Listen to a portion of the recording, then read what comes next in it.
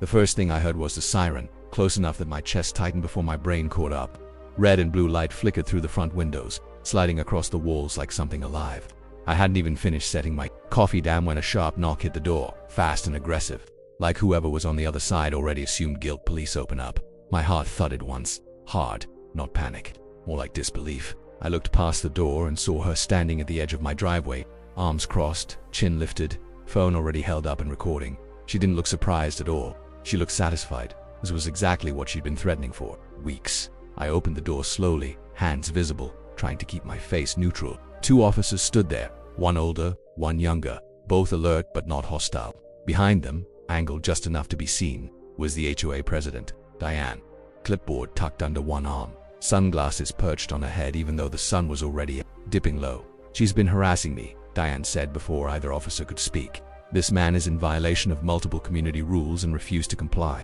I feared for my safety. I almost laughed. Almost thought instead I took a breath and said, "Hi, I'm the homeowner. Can you tell me why you were called?"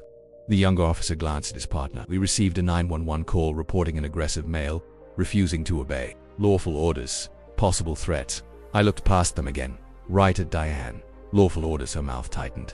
HOA regulations are enforceable. He knows that was how it started that day, but it hadn't started there. This house was my refuge. I bought it 3 years earlier after a rough stretch I didn't talk about much. Quiet cul-de-sac, small yard, nothing fancy, just enough space to breathe. I read the HOA rules before signing. I followed them. I kept receipts, emails, records. I didn't want trouble. I wanted to calm. Diane had been elected HOA president about 6 months after I moved in. At first, she was just another neighbor, the kind who waved too long and asked too many questions. Then the clipboard appeared.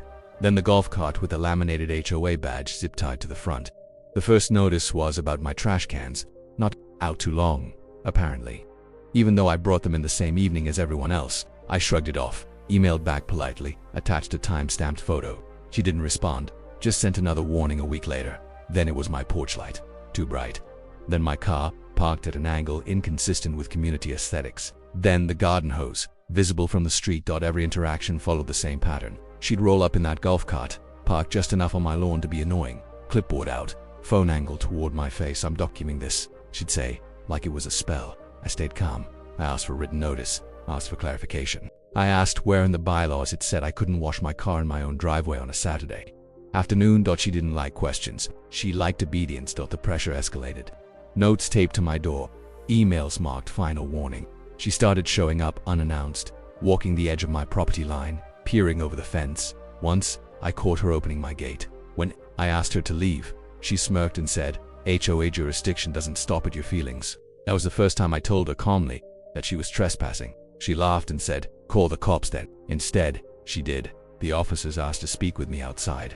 I stepped onto the porch, feeling the cool air on my skin, grounding myself. Diane hovered a few feet away, pretending to scroll through her phone while clearly listening. "So," the older officer said, "can you tell us what's been going on?" I explained, slowly, no dramatics. I told them about the HOA notices, the harassment, the gate incident. I mentioned that I'd asked her multiple times not to come onto my property without notice. "She has authority," Diane cut in. "I'm protecting the community." The officer turned to her. "Ma'am, we'll hear from you in a moment." I pulled out my phone.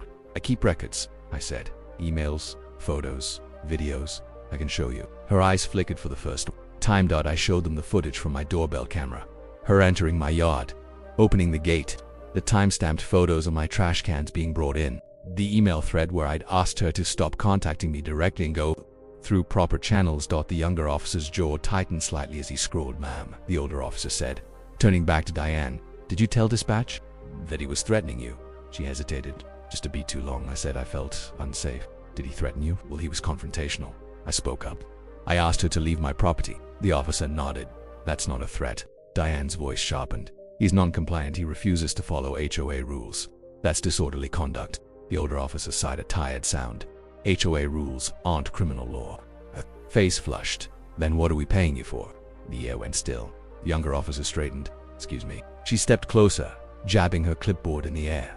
"I called because this man is breaking rules and you're standing around letting him get away with it." The older officer held up a hand. "Ma'am, you called 911? That's for emergencies." "He is an emergency," she snapped.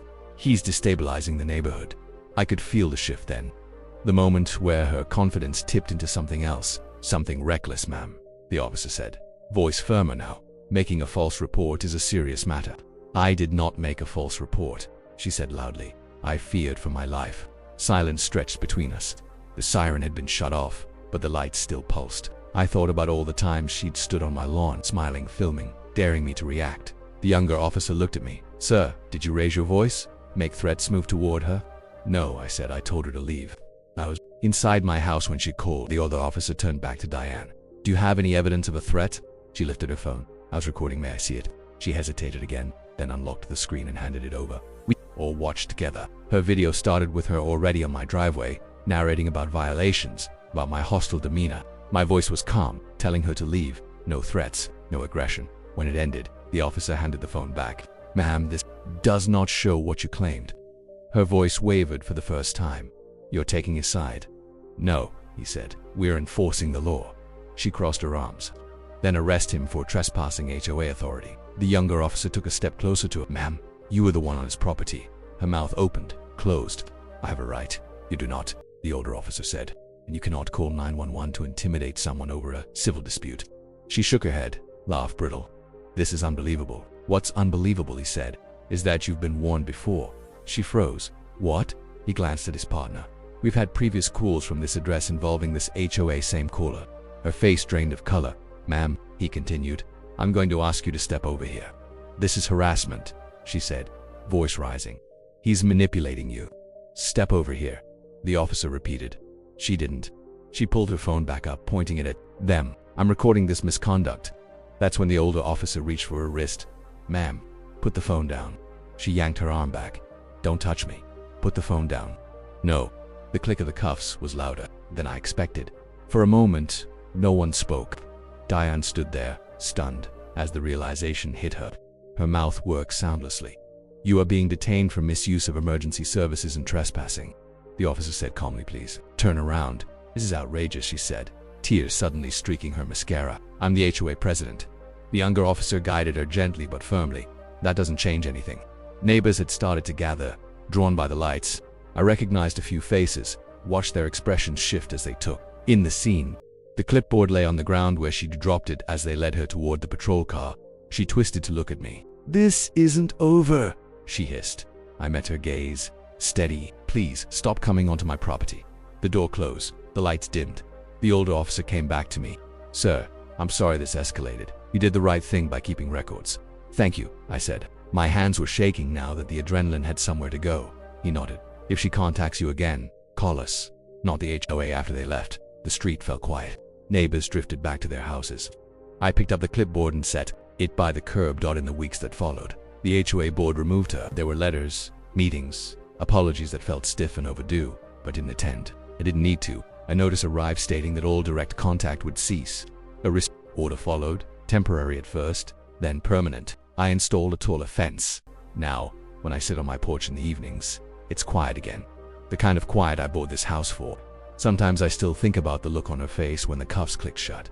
Not with satisfaction, more like relief. The rules didn't change. The neighborhood didn't change, but the power did.